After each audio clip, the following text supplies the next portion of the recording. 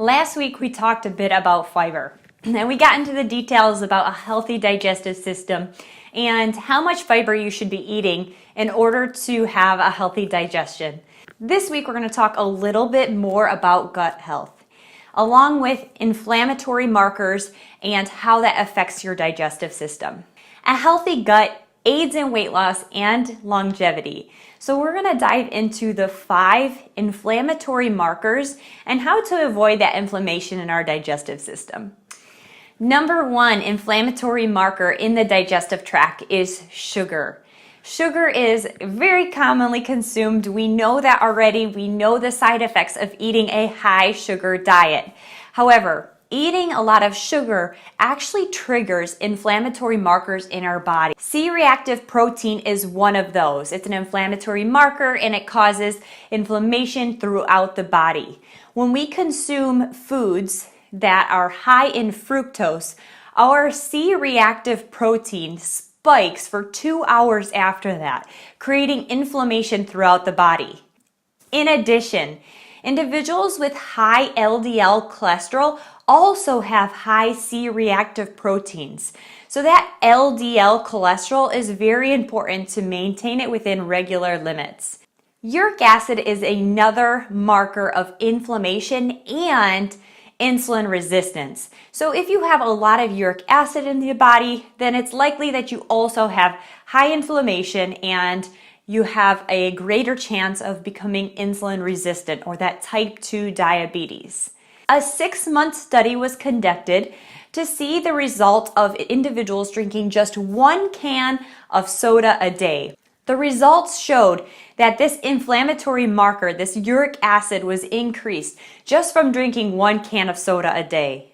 Another inflammatory marker was found in the bloodstream from eating just 50 grams of refined carbs daily. The inflammatory marker NF-κB was found to be quite elevated just from consuming a piece of white bread daily. We know that white bread is a refined grain. The fiber has been stripped from the bread and typically it's been enriched with different vitamins and minerals. When sugar and fat is combined in the bloodstream, another inflammatory marker, AGEs, is secreted. The result is inflammation and oxidative stress. So just eating these foods with high amounts of sugar is actually causing your body to have a lot of inflammation. These are just a few examples of the inflammatory markers that are secreted when you eat a diet high in sugar. Take steps to eliminate sugar from your diet, as we have discussed in previous weeks. The second common cause of inflammation in the body is stress. This is both physical and emotional. Of course, every single time we exercise, we are creating stress in the body. We're breaking down these muscles in order to build them up to create more muscle mass, right? However, when we experience excessive amounts of stress or chronic stress, it has a bad effect on our body. Our body works in 2 systems: fight or flight and rest or digest. These 2 systems work together as a lever would. If one system is overstimulated, the other system is going to be understimulated. When you are chronically stressed, your body secretes cortisol. Cortisol causes the blood to shunt away from the gut lining, and then the enzymes that are necessary to break down food are no longer released. It is very important to decrease the amount of stress that you face to decrease the amount of inflammation.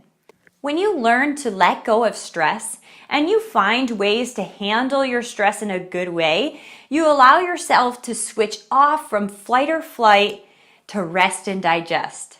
Your body will then start digesting food in a normal way. The enzymes will be released in the gut that needs to break down food, and you'll actually be able to shed weight. But that doesn't come until you learn how to manage stress properly. As a general manager of a fitness club, I found that to be very, very true in my personal life.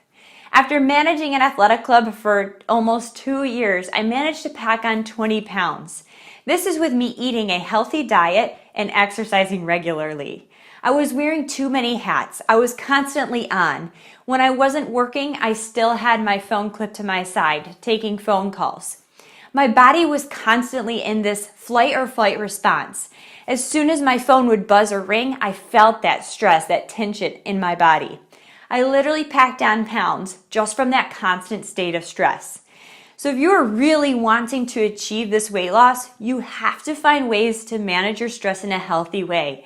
We have to find ways to allow our body to rest and digest. The third cause of chronic stress in the body is chemicals and environmental factors. If you work in a big city where there's a lot of air pollution, consider wearing a mask when you're outside in these environments. If you do struggle with inflammation in your body, and for some reason you know it's not your diet, you're eating healthy vegetables and grains, you're staying away from sugar and refined grains, and you're still having problems with your digestion, check to see if your water contains high amounts of heavy metals. Another thing is the convenience of heating up your food in plastic Tupperware. I'm going to be honest, I have about 13 different containers that I use for plastic Tupperware. In the last year, we set a hard rule not to warm up anything in the microwave in a plastic container. This goes for any type of plastics. If you are drinking water from a water bottle, make sure that that water bottle hasn't been sitting in your car in 90-degree weather. If you're eating a packed to-go lunch, then be sure to empty your contents into a microwavable safe bowl. Heating up those plastics releases BPA, which causes a lot of inflammation, and it also is a trigger for cancer cells in the body. Do your best to minimize your exposure to all toxins. It will have an impact on your health. The fifth cause of chronic inflammation in the body is uses of antibiotics. Antibiotics are used to treat bad bacteria living in the gut. However, when you take an antibiotic, you also strip your body of the good bacteria that you have in your gut as well. Now, I'm not recommending that you completely stop taking antibiotics at all. I'm just suggesting that you take them with caution. If it is mandatory for you to take an antibiotic to treat an illness, then go ahead and do so. But after that process, make sure you think about your digestive health.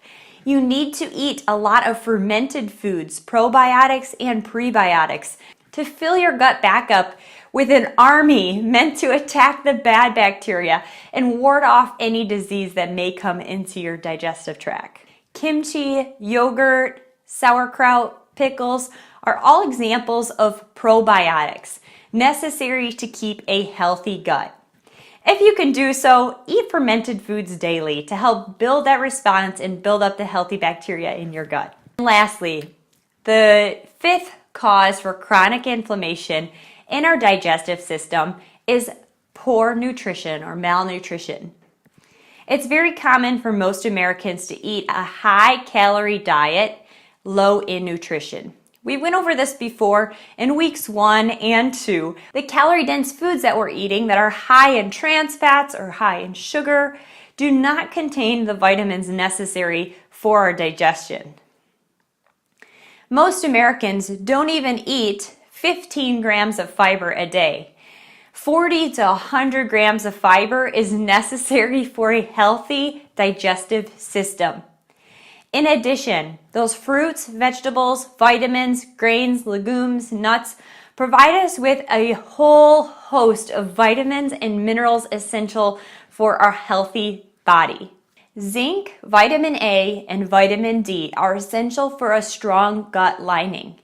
Eating processed foods or foods that have been refined are lacking these essential nutrients. A healthy gut is going to help aid you in this process of your weight loss journey. In addition, it will help you add years to your life.